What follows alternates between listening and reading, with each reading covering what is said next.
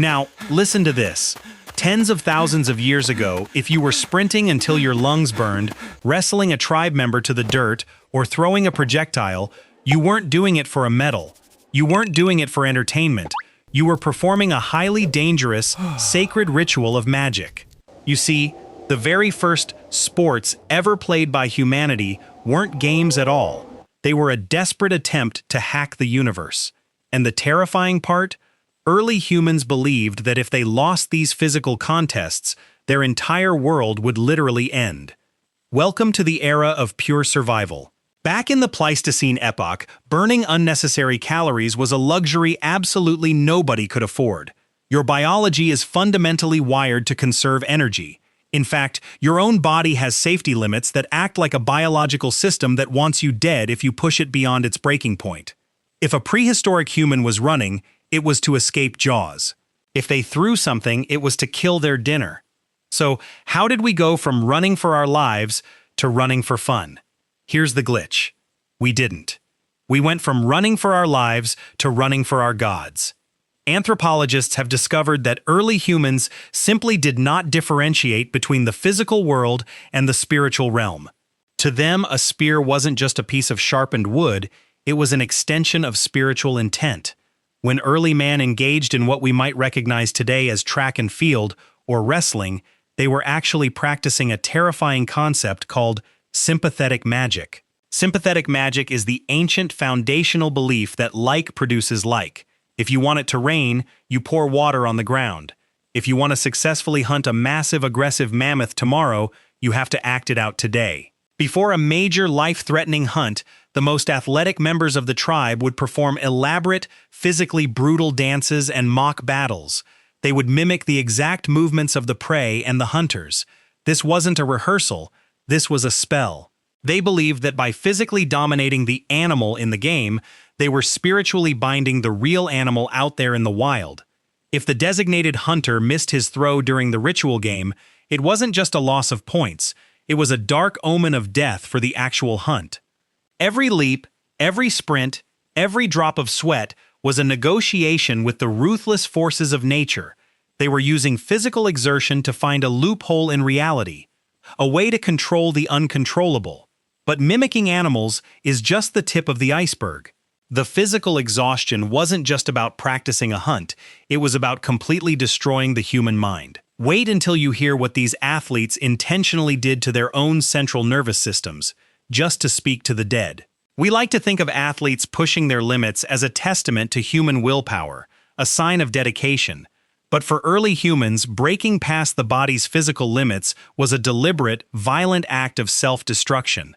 The goal wasn't to win a race. The goal was to achieve the shamanic trance. To understand this, you have to understand the terrifying biology that keeps you alive. When you run long distances, your brain eventually screams at you to stop. It floods your muscles with lactic acid. It sends agonizing pain signals up your spine. It triggers extreme, paralyzing fatigue. This is a survival mechanism. Your body is begging you not to die. But if you ignore it, if you keep running, if you keep dancing around the fire, if you keep spinning until you are on the very brink of total biological collapse, your brain, to protect you from the sheer agony of what you are doing to yourself, your central nervous system dumps a massive, overwhelming cocktail of endorphins and endocannabinoids into your bloodstream. Modern runners call this the runner's high. Prehistoric humans called it speaking to the gods. By pushing their bodies to absolute, punishing exhaustion through non-stop running or frantic, rhythmic dancing, tribal shamans purposefully shut down the logical, rational parts of their prefrontal cortex. The intense physical suffering acted as a chemical key. It unlocked vivid hallucinations, out-of-body experiences, and altered states of consciousness.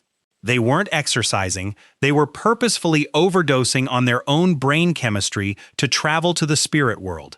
They believed this was the only way to seek guidance from dead ancestors, to predict the weather, or to beg the terrifying forces of nature for survival.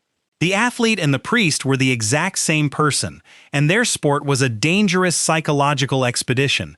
But if you think running to the point of hallucination is an extreme way to pray, you haven't seen what happened when humanity finally settled down and ancient sports became organized. Because when the first civilizations started building the very first stadiums, the penalty for losing wasn't just a bruised ego, it was the loss of your head. Welcome to Mesoamerica, the birthplace of the first organized team sports in human history. Long before the Romans built the Colosseum, the Maya and the Aztecs were playing a high-stakes, brutally violent ballgame called pits, or olamalistli. Picture this. Two opposing teams face off in a massive, echoing stone court. The walls are steep, lined with stone hoops mounted impossibly high. They are playing with a solid rubber ball, a ball so heavy and dense that a direct hit could cause severe internal bleeding, shatter bones, or kill a player instantly. You couldn't use your hands or feet. You had to propel this lethal projectile using only your hips, knees, and elbows. It looks a lot like a primitive version of basketball or soccer, right? Wrong. You couldn't be further from the truth. This wasn't a game. It was a literal, cosmic reenactment of the battle between the sun and the moon. It was a war between the lords of the underworld and the gods of the sky. The court itself was viewed as a portal to the underworld, a sacred battleground where the fate of the universe was decided by the bounce of a ball.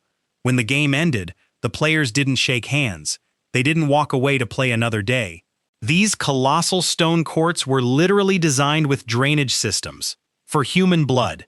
Anthropologists and historians have debated the exact rules for decades, but the evidence carved into the very walls of these stadiums points to a chilling reality.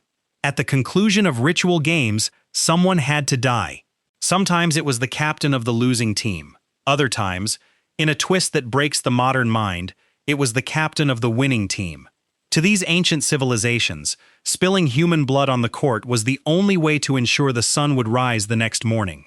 The physical prowess of the athletes, their strength, their agility, their perfection, it was considered the ultimate, most pure sacrifice you could offer to a hungry universe. The athletic arena was never meant for entertainment. It was an altar of execution. We like to think we have evolved. We tell ourselves that we have sanitized our games. We traded stone courts for hardwood floors and blood sacrifices for multi-million-dollar contracts. But look closely at the fanaticism. Look at how we paint our faces in tribal colors. Look at how we chant in perfect unison, 70,000 voices acting as one. Look at how we treat our stadiums like massive cathedrals of glass and steel. Look at how we elevate athletes to the status of immortal, untouchable gods, forgiving their real-world sins just because they can throw a projectile better than anyone else. We haven't changed. Not really. The primitive hardware in our brains is still running the exact same software it was 20,000 years ago. Deep down, locked away in our genetic code, we still subconsciously believe that the outcome of the game controls the fate of the world. What do you think? Are modern sports just a harmless distraction, or are we all still secretly participating in an ancient, bloody religion without even realizing it? Let me know your dark theories down in the comments. If this video completely changed how you look at the world, hit that subscribe button. Until next time,